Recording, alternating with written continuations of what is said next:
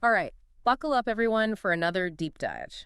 You guys have been exploring Atomic Heart and sent in some seriously interesting thoughts on the game. Really thought-provoking stuff. Yeah, I was blown away. We're talking about everything from Soviet symbolism and religious imagery to, get this, the very nature of art itself. And whether games can be art. Big questions. So, are you ready to unpack all of this? Let's dive in. Okay, so first up, Atomic Heart. This game throws us right into an alternate 1955, but it's not the Soviet Union we learned about in history class, is it? Not at all. This is a Soviet Union at the height of technological advancement. We're talking vintage aesthetics, but like futuristic tech everywhere. It's a total mind bender, right? Or you've got those clunky old school computers sitting right next to, like, hologram displays. It's wild. A total clash of aesthetics. Yeah. But it's that contrast that makes the game world so captivating, don't you think? Totally. It's like stepping into a dream or maybe a nightmare, depending on how you look at it. But, even though the game presents this shiny, chrome plated utopia, you started to notice some cracks in the facade, right? Like, Yeah. what tipped you off that things weren't as rosy as they seemed? Well, the term worker's paradise gets thrown around a lot, but then you look around and you realize it's robots doing pretty much every single job. Yeah, talk about irony. Right. So it makes you wonder, where are all the workers in this so-called workers' paradise? That was a big red flag for me. Yeah, it's almost like a dark joke, right? It makes you think about our own anxieties about automation. I mean, we're already worried about robots taking our jobs.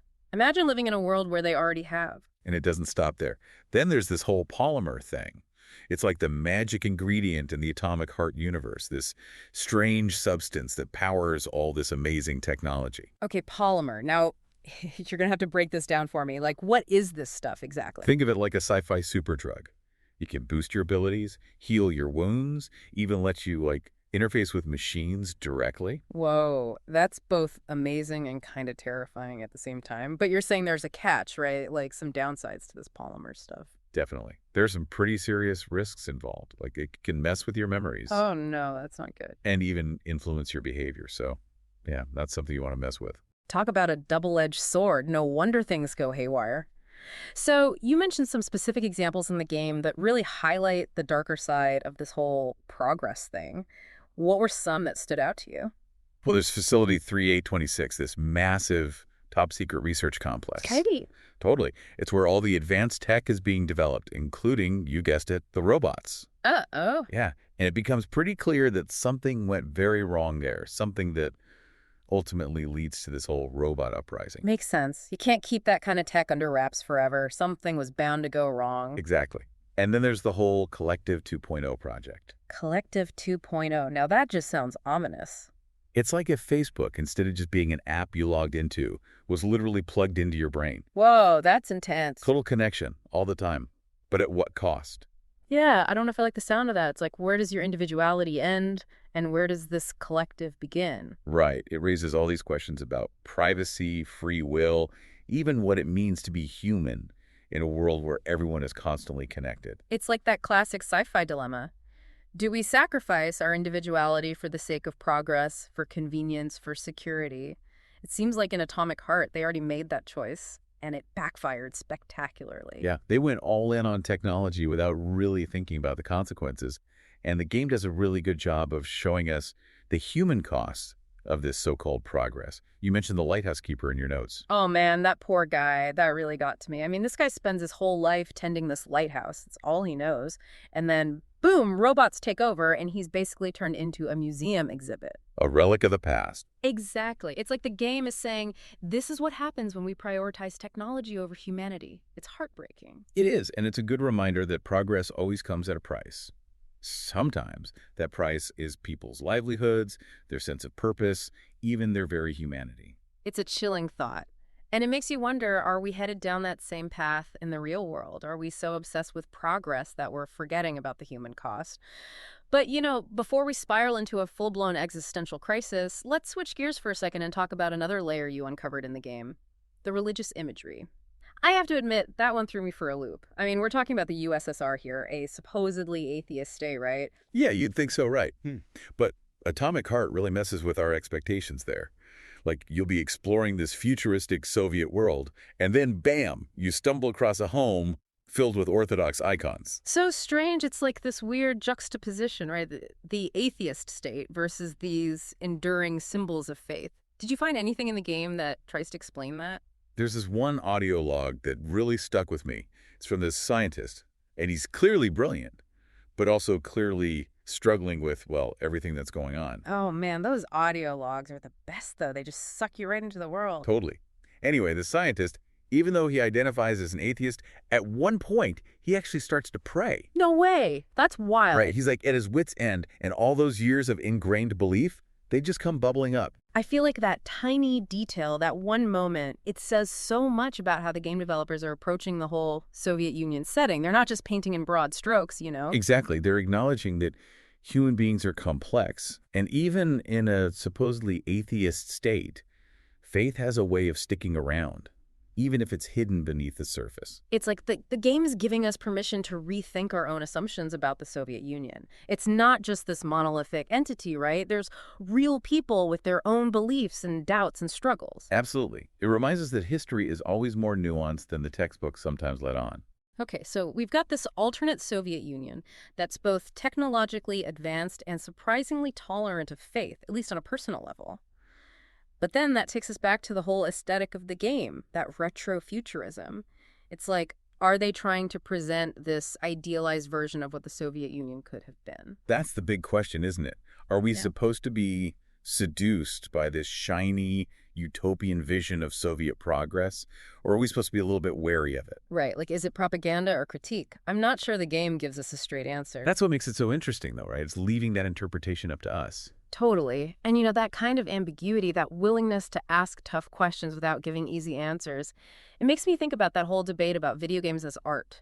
Because your other source really dug into that, and it got me thinking. Yeah, it's a big one, right? I mean, people have been going back and forth about that for years. For ages. And this source makes the case that real art, like capital A art, The important stuff. it has to go beyond just the surface level. Deeper meaning and all that. Exactly. It's not just about looking pretty or being entertaining. It's about communicating something deeper, something that sticks with you long after you've finished experiencing it. It's like that feeling when you close a book and you just sit there for a minute thinking about it. Yes. Or you walk out of a movie theater and you're like, whoa, I need a minute to process all that. Totally. It's like it's shifted your perspective somehow. Exactly. And what this source argues is that video games, they have this unique challenge when it comes to art because of how they're designed. Okay, I'm intrigued. Break it down for me. So think about it. Most games, even ones like Atomic Heart with all its crazy stuff. Robot ballerinas and giant mutated potatoes, yeah. Exactly. At their core, they still rely on these very traditional ideas of like mastery and progress. Okay, like you level up your character, you gain new skills, you overcome challenges, you defeat the final boss, that sort of Yeah. thing. It's all about imposing order on a chaotic world, right? Right. And that in itself reflects a certain way of seeing the world, a certain worldview. Some might even call it, and this is where it gets interesting, a conservative worldview. Whoa, hold on. Conservative and Atomic Heart in the same sentence. Explain yourself. Think about it. This idea that you can achieve something through hard work, through struggle, through overcoming obstacles, that's a very traditional, some might say conservative value. Okay, I see where you're going with this. So even in these crazy imaginative worlds, there's still this underlying structure, this framework that reflects a more traditional way of thinking. Exactly.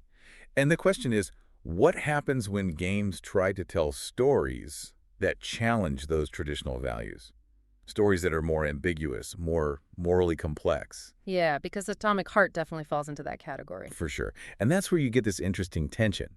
Because if a game is trying to say something about, say, the futility of violence, but the only way to progress is by, well, being incredibly violent. Shooting everything that moves. Exactly. Then it creates this weird dissonance. Right. The message clashes with the medium. It's like writing a song about peace, but setting it to death metal music. Precisely. And that's the challenge for games that want to be considered art. They need to find that balance, that harmony between what they're saying and how they're saying it. So where does Atomic Heart fall on that spectrum? Is it art? Is it just a really well-made game with some thought-provoking elements? Hit me with your hot take. You know, for me, Atomic Heart, it walks that line so skillfully. I mean, on the one hand, it is a blast to play. Oh, yeah. The action is intense. The world is visually stunning. The story is bonkers in the best possible way. Yeah. It also doesn't shy away from tackling these big, complex themes like the dangers of unchecked ambition, the dehumanizing potential of technology, the whole question of what it means to be human in a world increasingly dominated by machines. So it's using the language of video games to tell a story that's both entertaining and meaningful. Exactly. And that brings us back to that idea of consistency. Yeah. Because the world of Atomic Heart, even with all its craziness, it feels believable. Like it operates according to its own internal logic. It's like that quote, the suspension of disbelief. Mm. We're willing to go along for the ride because the world feels cohesive, even if it's totally out there. Right. And that allows the bigger questions, the deeper themes to really land. And we can't forget that the game never really gives us easy answers either. Like, we talked about that idealized Soviet Union. It's never clear whether we're supposed to admire it or be horrified by it. And that's what makes it stick with you, because you're left wrestling with those questions long after you've put the controller down. That's what I love about it. It's not trying to preach at you, it's inviting you into a conversation. Exactly. And that, I think, is a mark of truly great art. It stays with you. It sparks those conversations. It makes you see the world in a new light. Well, on that note, I think we've done a pretty good job of diving deep into this one. We've gone from killer robots to the nature of art itself. All thanks to your thought-provoking questions. Well, I wouldn't be asking them if you guys weren't sending in such amazing material. But before we wrap up, we wanted to leave you with one final thought, something to ponder as you continue exploring Atomic Heart and the world around you. We talked about how art can reflect the soul of its creators. So here's a question. What does Atomic Heart's bleak ending say about the state of the Russian soul in the 21st century? Ooh, that's a good one. Keep those think pieces coming. Until next time. Happy gaming, everyone.